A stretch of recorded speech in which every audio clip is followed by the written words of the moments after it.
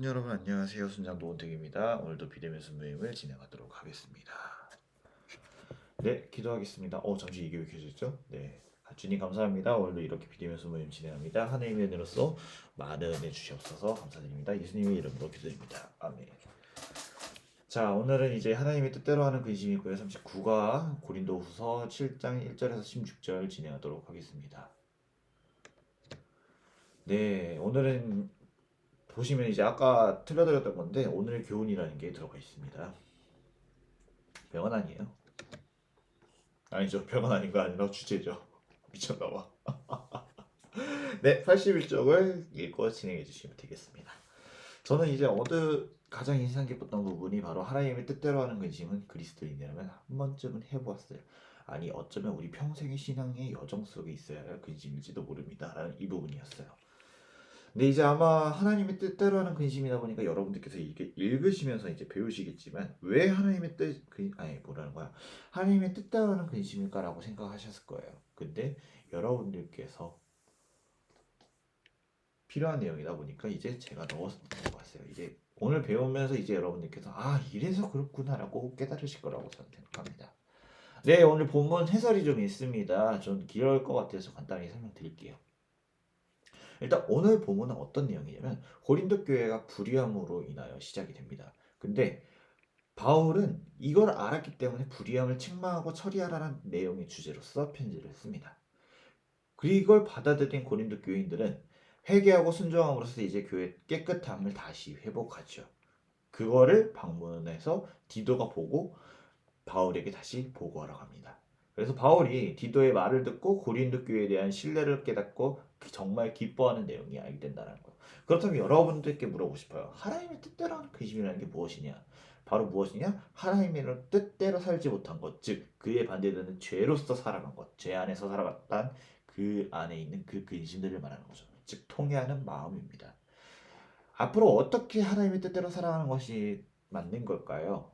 에 대한 그 거룩한 근심. 주님, 내가 어떻게 하나님의 뜻대로 살아가야 되죠? 내가 올바른 신앙인으로서 어떻게 성장해야 되죠? 라는 그런 근심을 말하는 거예요. 그래서 세상 속에 있는 그 근심은 사망으로 이끌지만 하나님의 뜻대로 하는 근심은 참된 회개와 구원으로 이끈다라는 걸 우리는 알 수가 있습니다. 자, 이제 고린도 교회 성도들은 바울에 대한 터무니없는 오해를 하고 있었어요. 바울 자신은 어떻게 변호했나요? 마음으로 우리를 영접하라. 우리는 아무에게도 불의를 행하지 않고 아무에게도 해롭게 행하지 않고 아무에게도 속여 빼앗은 일이 없노라. 그 누구에게도 불의를 행하거나 해롭게 하거나 속여 빼앗은 일이 없었다는 거예요. 고린도 교인들이 사도 바울과 교회 지도자들에 대한 거짓 교사들의 악한 비난으로 있었다는 거예요. 저기 있는 저 이단이나 혹은 사이비 같은 애들이 나타나가지고 저 사람들 잘못됐다라고 말을 했다라는 거예요. 근데 그로 인해 생긴 그 간격, 그 사이 틈을 버리고 마음으로 다시 영접하기를 요청한다는 거예요. 니들이 잘못한 거 알아. 니들이 저 사람들에 인해서 너희들 오해한 거 알아. 하지만 우리 다시 한번 더 화해하자. 바울은 그래서 그들에게 불의로 행하거나 해롭게 하거나 이제 속여 빼앗은 일이 없다라고 이제 번호를 하고 있다라는 거예요. 바울은 자신을 변호했던 거예요. 그래서 그의 변호한 이유가 무엇이냐? 민수기 16장 15절, 사무엘상 12장 3절에 있는 그 내용처럼 사무엘이나 이제 모세를 통해서 이제 이야기를 했다는 거예요. 나는 백성의 낙이나 말도 취하지 않았고 사람을 해하지 않았다는 것처럼 강변했다는 거예요. 사탄은 이제 이러한 방법들로 인해서 교회와 지도자들 간에서 이제 분열을 일으키는 거죠. 그래서 우리 교회도 마찬가지예요. 어, 자꾸 없던 소문이 생겨나거나 아니면 목사님들을 향한 비난이 생겨나거나 이런 식으로서 자꾸 문제가 발생하는 걸 우리는 깨달을 수가 있는 겁니다. 네, 2번입니다. 바울은 자신을 오해하는 고린도 교회 성도들을 정죄하지 않았습니다. 오히려 고린도 성도들을 향한 무엇이 많다라고 했습니까? 3절에서 4절입니다. 내가 이 말을 하는 것은 너희를 정죄하려고 하는 것이 아니라 내가 이전에 말하였거니와 너희가 우리 마음에 있어 함께 죽고 함께 살고자 하는 것함이라. 나는 너희를 향하여 담대한 것도 많고 너희를 위하여 자랑하는 것도 많으니 내가 우리의 모든 혼난 가운데에서도 위로가 가득하고 기쁨이 넘치는도다. 고린도 교인들을 향한 담대함과 자랑한 것이 많다라고 이야기를 한다라는 거죠. 왜 그러냐? 사도 바울은 이제 고린도 교인들을 정죄할 마음이 없었어요. 그래서 그들과 일치된 마음으로서 이제 생사를 살기를 원했던 거예요. 그래서 고린도 교회를 향한 바울의 담대함과 그들을 자랑하고 신뢰하기 때문에 생긴 것이라는 거예요. 사도 바울은 고린도 교회를 향한 신뢰가 자랑할 것이 많음으로 인해 바울은 많은 환난 중에서도 위로와 기쁨이 넘쳤다라고 이야기를 한다는 겁니다. 자, 추가적으로 더 설명을 드릴 건데 이제 5절에서 7절까지 우리가 한번 더 읽어볼 거예요. 우리가 마게도니아에 이르렀을 때도 육체가 편하지 못하였고 사방으로 환난을 당하여 밖으로는 다툼이요 안으로는 두려움이었노라. 그러나 낙심한 자들을 위로하시는 하나님이 디도가 오므로 우리를 위로하셨느니 그가 온 것뿐만 아니라 오직 그가 너희에게서 받은 그 위로로 위로하고 너희의 사모함과 애통함과 나를 위하여 열심히 있는 것을 우리에게 보고함으로 나를 더욱 기쁘게 하였느니라라고 돼 있어요. 왜 읽었냐면 이제 5절에서 7절 내용을 좀 우리가 알아야 된다는 거예요. 바울이 동역자들과 그 어려운 가운데 있을 때에 마음이 위로를 받고 그 기쁜 것은 그 협력자들 그 누구냐? 협력자 누구냐? 디도가 왔다라는 거예요. 디도가 고린도 교인들을 보고 나서 그에 대한 좋은 보고를 했기 때문이라는 거죠. 그래서 그에 대한 위로를 하나님께서 주신 것이다라고 이야기를 한다는 거예요. 그래서 하나님은 어떤 분이시냐? 악한 세상에서 하나님만 바라보면 때때로 낙심하는 성도들을 도우시고 위로하시는 하나님이시다라는 거예요. 기억하시길 바랄게요. 자, 3번입니다. 바울의 편지로 고린도 교인들을 근심했습니다. 하지만 그 근심은 고린도 교회 성도들을 어떤 유익을 주었습니까? 세상의 근심은 사망을 이루지만 하나님의 뜻대로 하는 근심은 어떤 유익을 줍니까? 약간 좀 길어요. 8절에서 11절입니다. 그러므로 그러므로 내가 편지로 너희를 근심하게 한 것은 후회하으나 지금은 후회하지 아니함은 그가 너희로 잠시만 근심한 건 줄을 알미라. 내가 지금 기뻐함은 너희로 근심하게 한 까닭이 아니요 도리어 너희가 근심함으로 회개함이 이른 까닭이라. 너희가 하나님의 뜻대로 근심하게 된 것은 우리에게서 아무 해도 받지 않게 하려 함이라. 하나님의 뜻대로 하는 근심은 후회할 것이 없는 구원에 이르게 하는 회개를 이루는 것이요 세상 근심은 사망을 이루는 것이라. 보라 하나님의 뜻대로 하게 된 이 근심은 너희로 얼마나 간절하게 하여 얼마나 변증하게 하여 얼마나 분개하여 하게 두렵게 하며 얼마나 사모하게 하며 얼마나 열심히 있게 하며 얼마나 벌게 해야 되는가 너희가 그 일에 대하여 일체 너희 자신과 깨끗함을 나타내었느니라 라고 되어 있어요. 회개함과 구원에 이르게 한다는 거예요. 참 어이가 없어요. 이렇게 말씀이 긴데 답은 저렇게 짧아. 왜 그런지 한번 본다면 7절에서 8절 한번 다시 보면 바울은 먼저 편지에서 고린도 교인들의 잘못에서 지적에 대해서 너무 낙심하고 후회했어요. 아 내가 편지 괜히 썼나? 아 저 사람들이 저걸로 인해서 약간 좀 이제 떠나면 어떡하지? 근데 도리어 디도가 이제 보고 온 것을 듣고 나니까 내가 정말 괜히 근심했구나. 내가 이제 괜히 한 거구나라고 하면서 이제 후회하지 않게 되었고 그로 인해서 오히려 기뻐하겠다는 거예요. 그래서 구절은 그 근심함으로 인해 회개함에 이르러 바울에게 어떠한 징계도 받을 필요가 없게 됐다는 거예요. 여러분들이 회개함으로 인해서 우리 바울 선생님이 어떠한 징계도 받을 필요가 없다는 거예요. 내가 정죄했기 때문에 죄를 받을 줄 알았거든. 근데 그게 아니라는 거예요. 그래서 10절 하나님의 뜻대로 하는 그 거룩한 것이 구원에 이르게 된다는 거예요. 고린도 교인들은 죄에 대한 회개가 간절했어요. 그래서 그들이 받은 복음에 대해서 증거했기를 원했고 사도 바울은 자신의 잘못에 대해서 이제 의롭게 분노했다는 거예요. 하나님을 두려워했고 하나님의 은혜에 대해서 사모했다는 거예요. 그래서 11절에 이렇게 나와 있어요. 그들은 하나님의 순정한 일을 열심히 내었어요. 그리고 교회 내의 악한 자들을 벌했어요. 7이라고 합니다. 나중에 나옵니다. 또 그들은 그렇게 함으로 인해서 자신들의 깨끗함을 나타내었다라는 거예요. 세상의 근심은 세상의 일들로 인한 근심과 염려, 즉 의식주, 건강, 경제, 사회, 불안 등 이런 근심들은 몸과 마음을 해쳐요. 근데 결국에는 어떻게 더 큰 게 뭐냐면 하나님과 나와의 사이 그 믿음까지도 잃어버리게 한다는 거예요.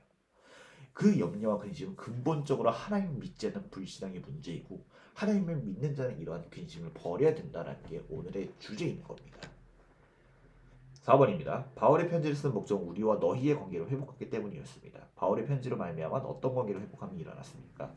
그런즉 내가 너희에게 쓴 것은 그 불의를 행한 자들을 위한 것도 아니요 그 불의를 당한 자들을 위한 것도 아니요 오직 우리를 위한 너희의 간절함이 하나님 앞에서 너희에게 나타나게 하려 함이라. 이로 말미암아 우리가 그 위로를 받았고 우리가 받은 위로를 위로 위에게 기도의 기쁨으로 우리가 더욱 많이 기뻐함은 그의 마음이 너희 무리로 말미암아 안심함을 얻었습니다. 내가 그에게 너희를 위해 자랑한 것이 있더라도 부끄럽지 아니하나니 우리가 너희에게 이른 말이나 다 참된 것과 같이 디도 앞에서도 우리가 자랑한 것도 참되게 하였도다라고 되어 있어요.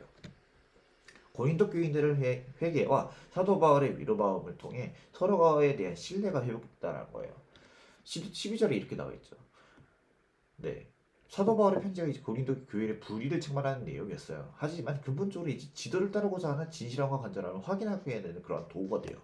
13절은 어떻게 되냐면 편지를 통한 그의 책망은 그들의 회개와 불의에 대한 치리가 결과를 가져왔어요. 이로 인해 이제 바울의 일행은 위로를 받게 되고 바울이 그들에게 보내었던 디도의 마음이 그들로 인해 안심함과 새 힘을 얻었기 때문에 바울은 더더욱 이제 기뻐하게 됐다는 거예요. 바울은 이제 고린도 교인들이 진리를 말하였고 또한 디도에게 고린도 교회에 대해 자랑한 말도 참되게 증거하게 된다는 겁니다.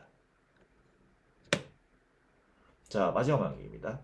고린도 교회들 성도들은 바울이 보낸 디도를 어떤 자세로 영접했습니까? 그로 인해서 바울은 고린도 교회 성도들에게 어떤 마음을 품게 되었습니까? 그가 너희의 모든 사람들이 교명과 떨므로 자기를 영접하여 순종한 것을 생각하고 너희를 향하여 그의 심정이 더욱 깊었으니 범사에 너희를 신뢰하게 된 것을 기뻐하노라.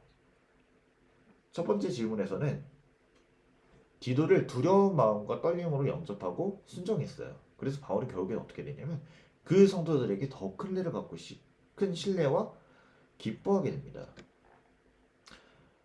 고린도 교인들은 정말 다행인 게 복음 사역자인 디도를 두렵고 떨림으로 영접했어요. 하나님의 말씀을 전하는 사람이었으니까요. 그래서 그의 말에 순종했습니다. 그래서 25절에 16절에 그 뒷붙이는 내용인데 그에 대한 사랑과 신정 그들의 진실한 영접과 순종이 풍성해졌어요. 그래서 디도를 보고 바울도 기뻐하지 않을 수가 없었다는 거예요. 그들이 정말 변했구나라고 깨달은 거예요. 그래서 그들을 향한 신뢰를 확인하고 바울은 기뻐했다라고 이야기를 할 수가 있습니다. 자, 교재 83쪽 읽어주시고요. 저는 여기 부분을 골랐습니다. 하나님의 뜻대로 하는 것임은 결국 성도와 교회를 깨끗하게 함으로 궁극적으로는 유익이 됩니다. 자, 오늘 한번 이야기 한번 나눠볼까요? 성경 공부를 통해서 나눈 것이 있고 싶은 것이나 깨달은 것이 있다. 저는 이제 이걸 깨달았어요. 하나님은 직접 역사하지 않으세요. 사람을 통해서 상황을 통해서 역사하신다는 것을 저는 알게 되는 겁니다.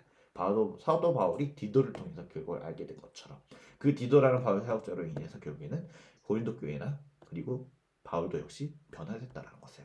자, 여러분들은 교회 공동체 안에서 생긴 오해를 용기 있게 풀고 있습니까? 저는 일단 오해를 안 만들려고 하지만 사람이니까 이제 결국에는 오해를 만들게 되죠. 근데 만약에 생긴다면 전 적극적으로 풀어야겠죠. 사도 바울처럼.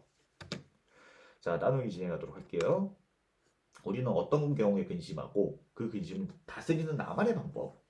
제가 근심하는 경우는 이제 여러분들 만나지 못한다는 그런 순간으로서의 약간 좀 부담감, 그리고 이제 제 학업이나 진로와 같은 경우가 제일 크지만 그저 인도하실 하나님을 바라보면 그냥 매 순간마다 여러분들에게 계속 그래요.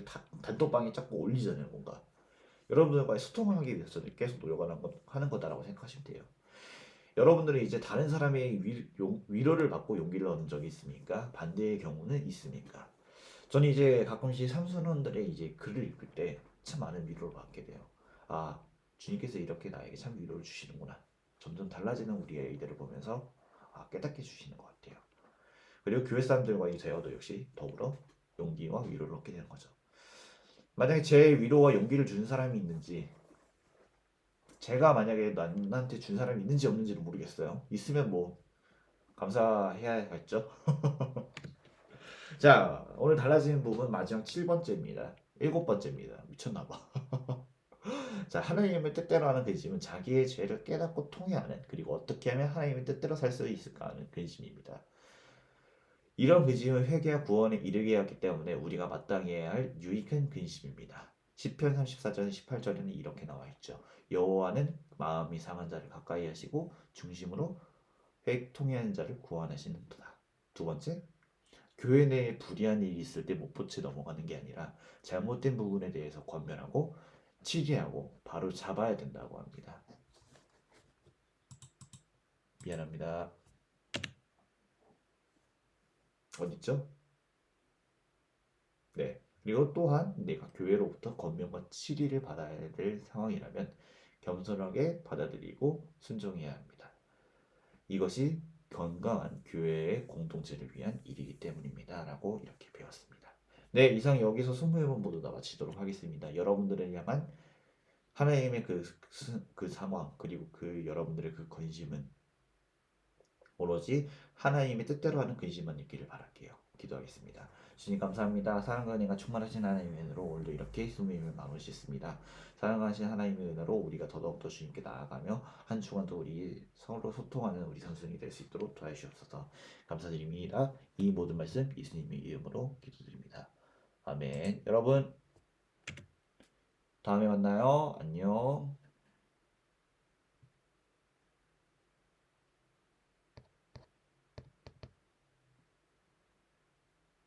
네, 여러분 안녕.